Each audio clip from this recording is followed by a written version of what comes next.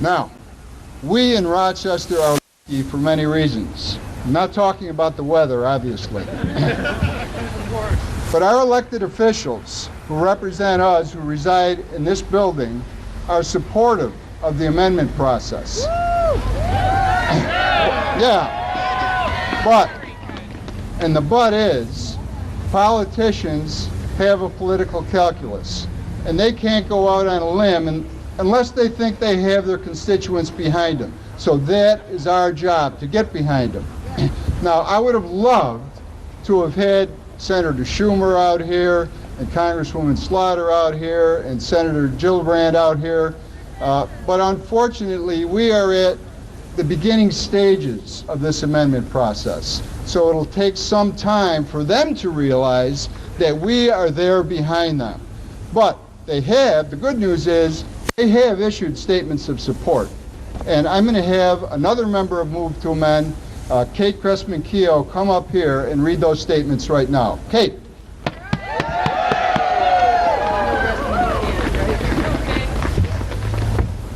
Hello? Can you hear me? Okay. I'm going to start with a letter from our senators, Charles Schumer and Kirsten Gillibrand. Thank you for your continued support from Move to Amend in the fight for campaign finance reform. As you know, the campaign finance loopholes, which were created by the Supreme Court's Citizens United decision, have been detrimental to this country. At a time when the public's fears about the influence of special interests were already high, the court's decision stacked the deck against the average American even more. To combat this, we co-sponsored the Democracy is Strengthened by Casting Light on Spending in Elections, the Disclose Act, which sought to require all organizations making political expenditures to make public their donors and appear on camera to stand by their ads. This legislation would have forced CEOs and other leaders to take responsibility for their ads and allowed shareholders and members to know where their money is going. This past November, we also joined our colleagues in supporting a bill to amend the Constitution. This amendment would effectively reverse the Citizens United decision, as well as the 1976 ruling in Buckley versus Vallejo, which said that spending money in elections is a form of speech. By equating campaign spending with free speech, the Supreme Court essentially ruled that the wealthiest among us should have the loudest voices in our elections. No! We are certain that this constitutional amendment will restore the balance to our system that the American people expect in a democracy. It is time to return our elections to the hands of everyday citizens rather than the special interests. Organizations like Move to Amend have been the backbone of reform in the United States for decades. With your support, we will continue to make sure that special interests do not drown out the voices of the people. Once again, thank you for contacting our offices. Please do not hesitate to call or write to us in the future with any other questions or concerns. Sincerely, Charles Schumer, United States Senator, and Kirsten Gillibrand, United States Senator.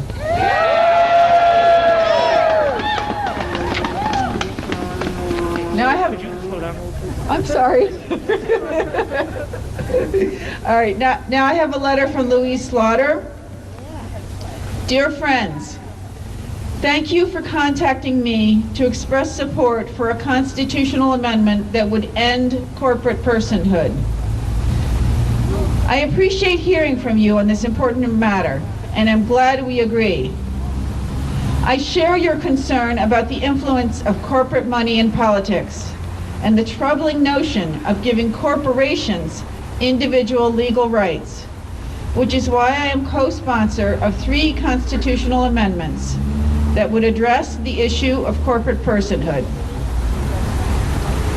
H.J. Res. 88, a constitutional amendment that would exclude corporations from enjoying the same rights and protections under the Constitution afforded to the American people.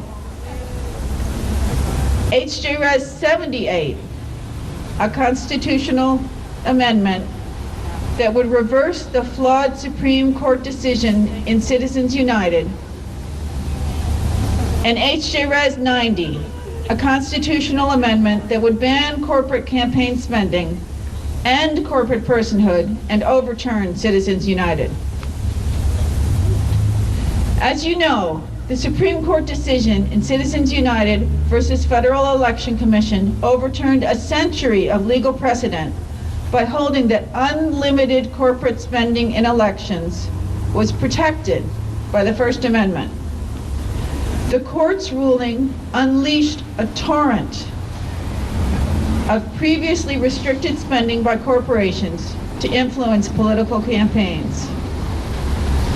Justice John Paul Stevens warned in his dissent that the court's ruling threatens to undermine the integrity of elected institutions around the nation. Indeed, a public citizen analysis of campaign expenditures 1 year after Citizens United revealed the extent to which the decision had already reshaped the electoral landscape. According to their analysis, campaign spending by outside groups, including corporations, reached nearly $300 million in the 2010 election cycle, more than 4 times that of 2006. Nearly half this money came from just 10 groups.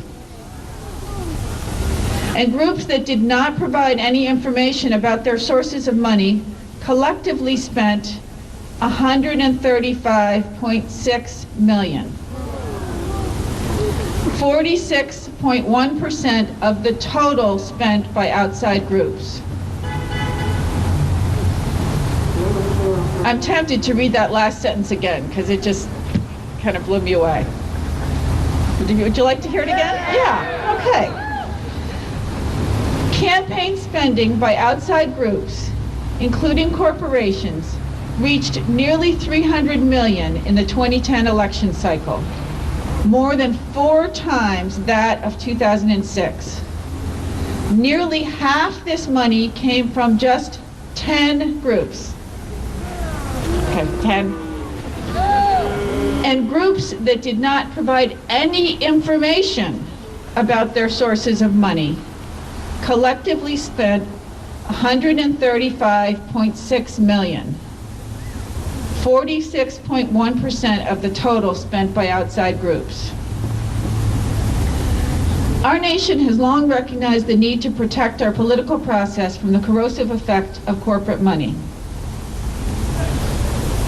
We cannot allow corporations to dominate our politics, our public policy, and our elections.